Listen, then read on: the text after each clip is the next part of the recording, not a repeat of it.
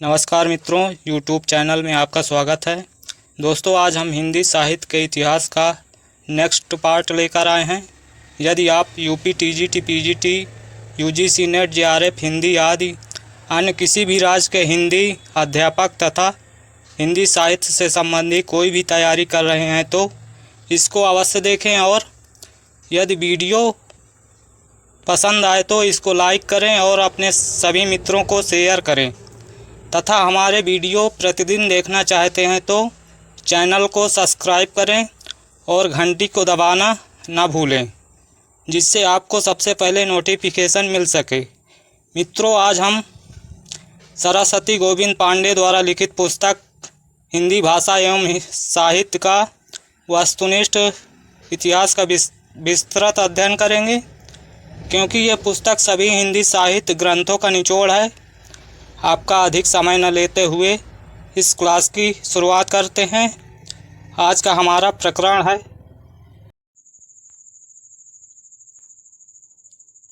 सिद्ध साहित्य। सरहपा को हिंदी का प्रथम कवि माना जाता है। सरहपा को हिंदी का प्रथम कवि माना जाता है। इन्हें सरोज, व्रज, राहुल भद्र आदि नामों से भी जाना जाता है। सिद्धों में सबसे पुराने सरहपाद हैं। सिद्धों ने बौद्ध धर्म के वज्रयान तत्व का प्रचार करने के लिए जो साहित्य भाषा में लिखा है वो हिंदी के सिद्ध साहित्य की सीमा में आता है। अगला फैक्ट, वज्रयान का केंद्र श्री पर्वत रहा। अगला फैक्ट, सहजयानियों की भाषा का नाम संध्या भाषा है। अगला फैक्ट, कुछ विद्वानों ने संध्या भाषा का अर्थ ये बताया है कि ऐसी भाषा है संध्या के समान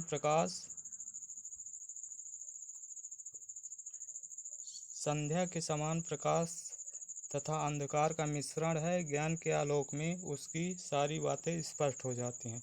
एक बार फिर से देख लेते हैं दोस्तों। कुछ विद्वानों ने संध्या भाषा का अर्थ यह बताया है कि ऐसी भाषा है जिसमें संध्या के समान प्रकाश तथा अंधकार का मिश्रण है। ज्ञान के आलोक से उसकी सारी बातें स्पष्ट हो जाती हैं। अगला फैक्ट, कुछ विद्वानों ने संध्या भाषा का अर्थ अभिसंधि या अभिप्राय युक्त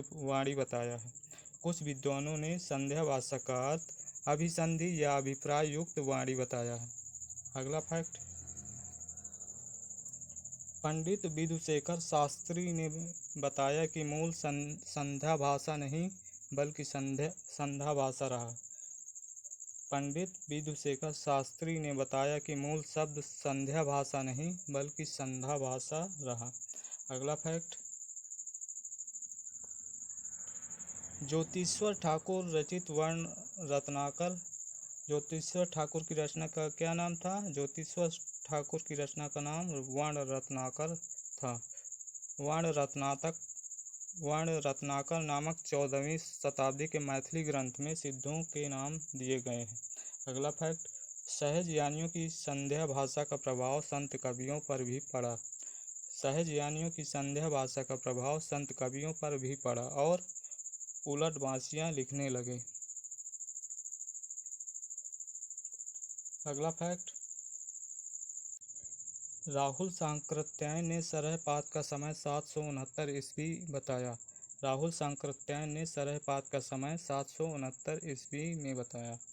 अगला फैक्ट, विनय तोष भट्टाचार्य ने सरहपात का समय विक्रम संवत 690 जो कि सन में 633 ईस्वी स्थिर किया। अगला फैक्ट, इनके लिखे 32 ग्रंथ बताए जाते हैं। किनके लिखे 32 ग्रंथ बताए जाते हैं? सरहपात के लिखे 32 ग्रंथ बताए जाते हैं, जिनमें दोहा कोश प्रसिद्ध है। अगला फैक्ट, महामहोपाध्याय हरप्रसाद शास्त्री द्वारा संपादित बौद्ध गान और दोहा में सरहपा और कृष्णाचार का दोहा संग्रहित है। एक बार फिर से देख लेते हैं। महामहोपाध्याय हरप्रसाद शास्त्री द्वारा संपादित बौद्ध गान और दोहा में सरहपा और कृष्णाचार का दोहा संग्रहित है। अगला फैक्ट, महामहोपाध्याय हरप्रसाद शास्त्री ने बौद्ध गान और दोहा में संग्रहित पुस्तकों की भाषा को प्राचीन बांग्ला कहा है। महामहोपाध्याय हरप्रसाद शास्त्री ने बौद्ध गान और दोहा में संग्रहित पुस्तकों की भाषा को प्राचीन भाषा कहा, प्राचीन बांग्ला का। अगला फैक्ट, दोहा कोश का संपादन डॉक्टर प्रबोध चंद बागची ने किया। प्रश्न बनता है, दोहा कोश का संपादन किसने किया? तो उत्तर होगा, दोहा कोश का संपादन डॉक्टर प्रबोध चंद बागची ने किया। अगला फैक्ट, दोहा कोश में तिलोपा, सरहपा, कणहपा के दोहे संग्रहित हैं। दोहा कोश में तिलोपा, सरहपा, कणहपा के दोहे संग्रहित हैं। अगला फैक्ट, सरहपा की जीवन दृष्टि संक्षेप में इस प्रकार है। सरहपा की जीवन की दृष्टि संक्षेप में इस प्रकार है। सहज संयम, पाखंड और आडंबर विनाश, गुरु की सेवा, सहज मार्ग। इसके बाद सहज मार्ग के बाद महासुख की प्राप्ति। बच्चन सिंह ने लिखा है सरहपा के बारे में, आक्रोश की भाषा का पहला प्रयोग सरहपा में ही दिखाई देता है। आक्रोश की भाषा का पहला प्रयोग सरहपा में ही दिखाई देता है। अगला फैक्ट, सिद्धों की भाषा को संध्या भाषा का नाम मुनिदत्त तथा अद्वैय व्रज ने दिया। अगला फैक्ट, सबरपा सरहपा के शिष्य थे। सबरपा सरहपा के शिष्य थे तथा लुईपाद के गुरु थे। अगला फैक्ट, सबरों की वेशभूषा में रहने के कारण इनका नाम सबरपात पड़ा। सबरों की वेशभूषा में रहने के कारण इनका नाम सबरपात पड़ा। अगला फैक्ट, इनका जन्म क्षत्रिय कुल में सन 780 ईस्वी में हुआ। दोस्तों, यहाँ पर सबरपा की बात की जा रही। अगला फैक्ट, चर्यापद सबरपा की प्रसिद्ध पुस्तक है। अगला फैक्ट, चर्यापद एक प्रकार का गीत है। चर्यापद एक प्रकार का गीत है जो सामान्यतः अनुष्ठानों के समय गाया जाता है। जो सामान्यतः अनुष्ठानों के समय गाया जाता है। चर्यापद संध्या भाषा के दृष्टकूट में लिखी गई है जिनके दोहरे अर्थ होते हैं। चर्यापद संध्या भाषा के दृष्टकूट में लिखी गई है जिनके दोहरे अर्थ होते हैं। अगला फैक्ट, दोस्तों, सिद्ध साहित्य में दोहा कोश की रचना परिनिष्ठित अपभ्रंश में हुई है तथा चर्यापदों की आहट में। दोस्तों, दोहा कोश की रचना परिनिष्ठित अपभ्रंश में हुई थी तथा चर्यापदों की आहट भाषा में।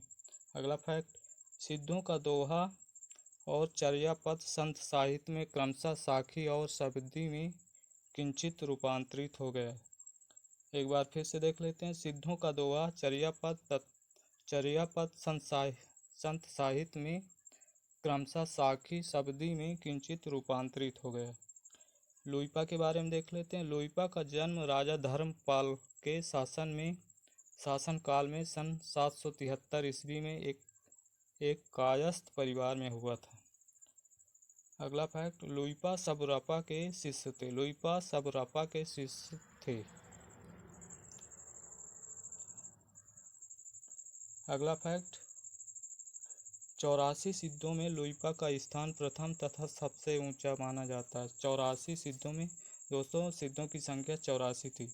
84 सिद्धों में लुईपा का स्थान प्रथम तथा सबसे ऊंचा माना जाता है।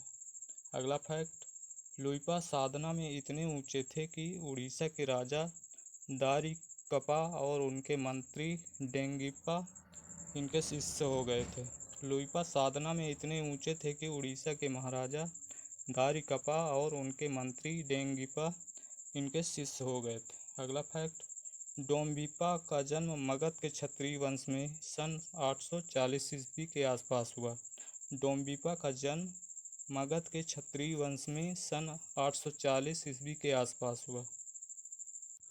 अगला फैक्ट, इनके द्वारा रचित 21 ग्रंथ बताए जाते हैं। किनके द्वारा? डोम्बिपा के द्वारा रचित 21 ग्रंथ बताए जाते हैं, जिनमें डोम्बि गीतिका, योगचर्या, और अक्षर दीकोपदेश आदि प्रसिद्ध हैं।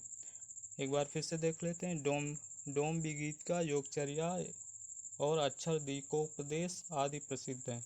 अगला फैक्ट, डोम्बिपा विरूपा के शिष्य थे। डोम्बिपा विरूपा के शिष्य थे। अगला फैक्ट, कण्हपा शिष्यों में सर्वश्रेष्ठ विद्वान तथा सबसे बड़े कवि थे।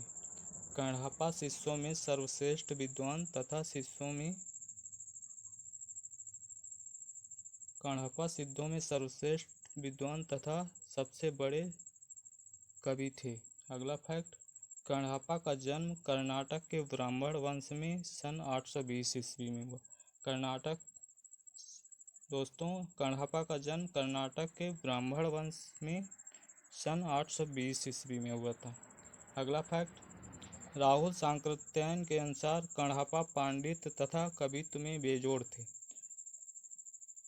सांकृत्यायन के अनुसार कण्हपा पांडित्य और कवित्व में बेजोड़ थे। अगला फैक्ट, कण्हपा बिहार के सोमपुरी स्थान पर रहते थे तथा जालंधरपा को अपना गुरु बनाया था। कण्हपा बिहार के सोमपुरी स्थान पर रहते थे तथा जालंधरपा को अपना गुरु बनाया था। दोस्तों चलिए अब जैन साहित्य के बारे में पढ़ते हैं, जो कि इस प्रकार है। जैन साहित्य। जैन साधुओं ने अपने मत का प्रसार हिंदी कविता के माध्यम से पश्चिमी क्षेत्र में किया। जैन साधुओं ने अपने मत का प्रसार हिंदी कविता के माध्यम से पश्चिमी क्षेत्र में किया। अगला फैक्ट, रास काव्य परंपरा में प्राचीनतम ज्ञात ग्रंथ ऋपुदारण रास है। रास काव्य परंपरा में प्राचीनतम ग्रंथ ऋपुदारण रास है। डॉक्टर दशरथ ओझा ने इसका समय 905 ईस्वी बताया। डॉक्टर दशरथ ओझा ने इसका समय 905 ईस्वी बताया। अगला फैक्ट, ऋपुदारण रास संस्कृत भाषा में लिखा है तथा इसमें अभिनय, नृत्य और गान इन तीनों तत्वों का मिश्रण है। ऋपुदारण रास संस्कृत भाषा में लिखा ग्रंथ है। किस भाषा में? संस्कृत भाषा में लिखा है तथा इसमें अभिनय, नृत्य और गान इन तीनों तत्वों का मिश्रण है। अगला फैक्ट, जिनदत्त सूरि द्वारा रचित उपदेश रसायन रास अपभ्रंश भाषा का सर्वप्रथम रास ग्रंथ है। जिनदत्त सूरि रचित उपदेश रसायन रास अपभ्रंश भाषा का सर्वप्रथम रास ग्रंथ है। अगला फैक्ट, अपभ्रंश भाषा का दूसरा रास या रासक काव्य अब्दुल रहमान द्वारा रचित संदेश रासक है। एक बार फिर से पढ़ लेते हैं। अपभ्रंश भाषा का दूसरा रास या रासक काव्य अब्दुल रहमान द्वारा रचित संदेश रासक है। अगला फैक्ट, हिंदी का प्रथम ऐतिहासिक रास ग्रंथ पंच पांडव रचित रास है। हिंदी का प्रथम ऐतिहासिक रास ग्रंथ पंच पांडव रचित रास है। अगला फैक्ट, पंच पांडव रचित रास के लेखक शालिभद्र सूर्य द्वितीय को माना जाता है। इसका रचना काल 1350 ईस्वी है। दोस्तों एक बार फिर पढ़ लेते हैं। पंच पांडव रचित रास के लेखक शालिभद्र सूर्य द्वितीय को माना जाता है। इसका रचना काल 1350 ईस्वी था। अगला फैक्ट, मुनि जिन विजय डॉक्टर दशरथ ओझा डॉक्टर गणपति चंद्र गुप्त ने शालिभद्र सूर्य द्वारा रचित शालिभद्र सूर्य की रचना है। दोस्तों भारतेश्वर बाहुबली रास को हिंदी जैन रास परंपरा का आदि काव्य माना है। किन किन लोगों ने माना है? मुनि जिन विजय, डॉक्टर दशरथ ओझा, डॉक्टर गणपत चंद्र गुप्त ने शालिभद्र सूरि द्वारा रचित भारतेश्वर बाहुबली रास को हिंदी जैन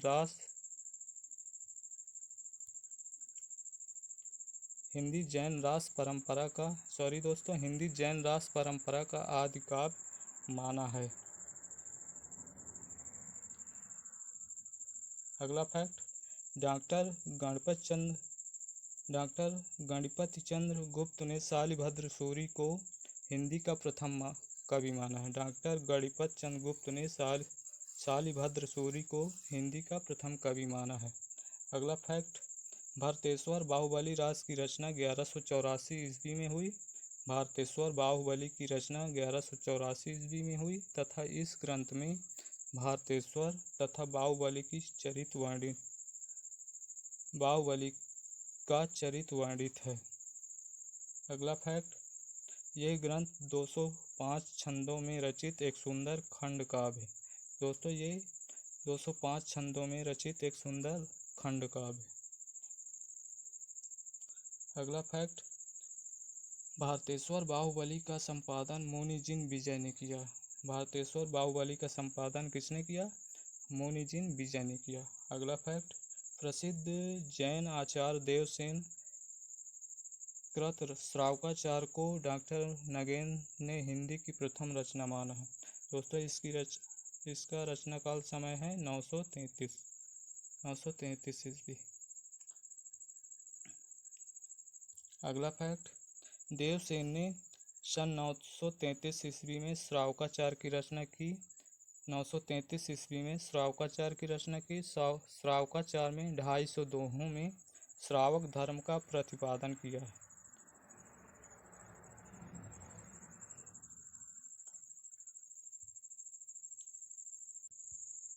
अगला फैक्ट, देवसेन के अन्य ग्रंथ नयचक्र, दर्शन शास्त्र, भाव संग्रह, आराधना सार और तत्वसार तथा सावय धम्म दोहा आदि हैं।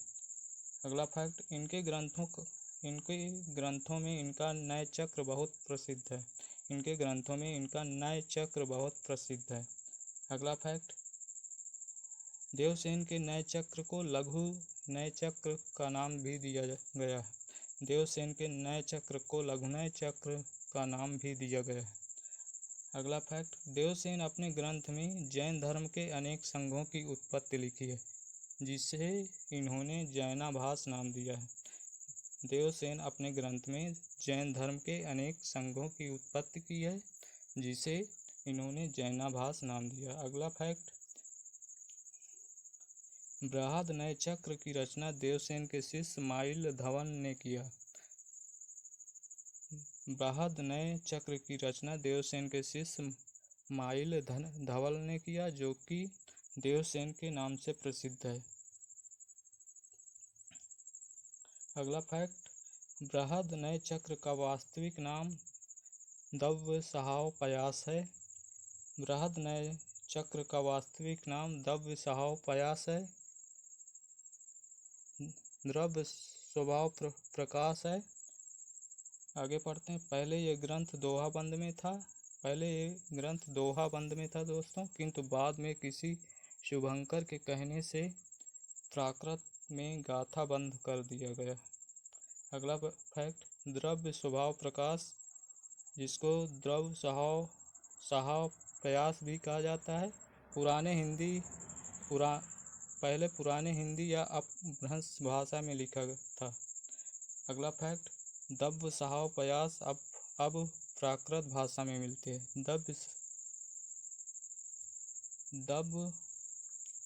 दव सहाव प्रयास अब प्राकृत भाषा में मिलती है। अगला फैक्ट, दव्य सहाव प्रयास माइल धवन की रचना है। दव्य सहाव प्रयास माइल धवन की रचना है। अगला फैक्ट, शालिभद्र सूरी के बुद्धिरास नामक ग्रंथ का संग्रह उनके शिष्य शिवी ने किया। उनके शिष्य शिवी थे। अगला फैक्ट, आशुक नामक कवि ने जालौर में लगभग 1200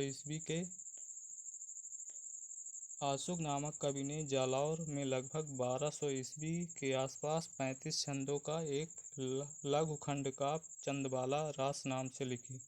आशुक की रचना है दोस्तों चंदनबाला रास। आशुक की रचना चंदनबाला रास।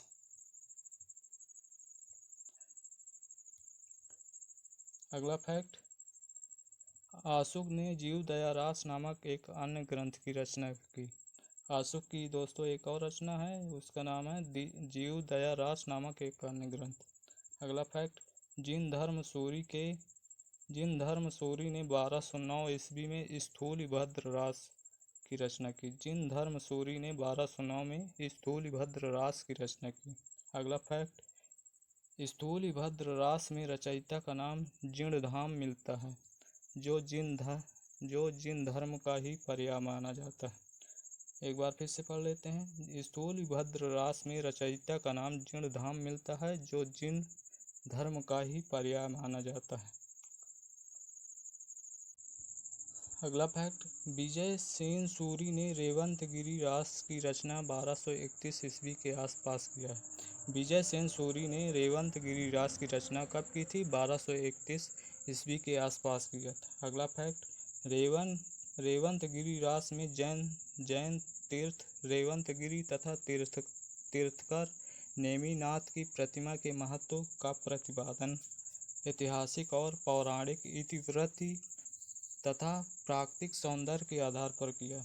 अगला फैक्ट, रेवंतगिरी रास 4 कण्वकों में विभक्त है।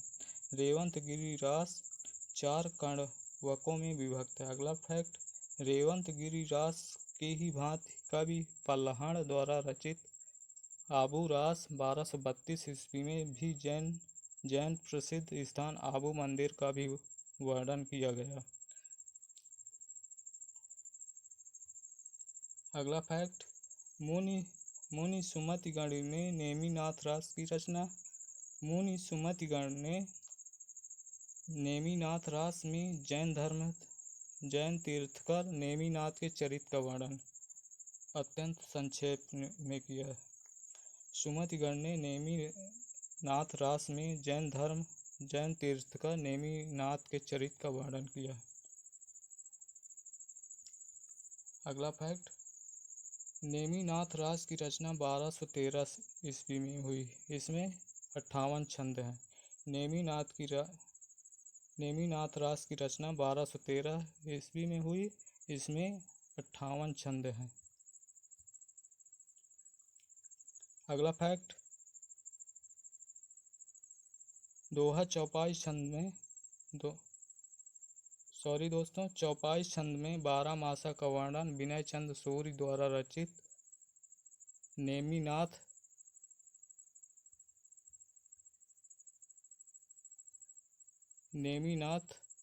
चौपाई से माना जाता है। चौपाई छंद में 12 मासा का वर्णन विनय चंद सूरी द्वारा रचित नेमिनाथ चौपाई से माना जाता है। दोस्तों, आज की क्लास में इतना ही गाइज। यदि हमारे वीडियो की सीरीज को डेली देखना चाहते हैं तो KK एग्ज़ाम फाइट चैनल को सब्सक्राइब करें और घंटी को दबाना ना भूलें, जिससे आपको सबसे पहले नोटिफिकेशन मिल सके। और वीडियो अच्छा लगे तो वीडियो को लाइक करें व अपने दोस्तों को शेयर करना ना भूलें। धन्यवाद। फिर मिलेंगे, आपकी सेवा में उपस्थित होंगे अगली क्लास में। जय हिंद, जय भारत।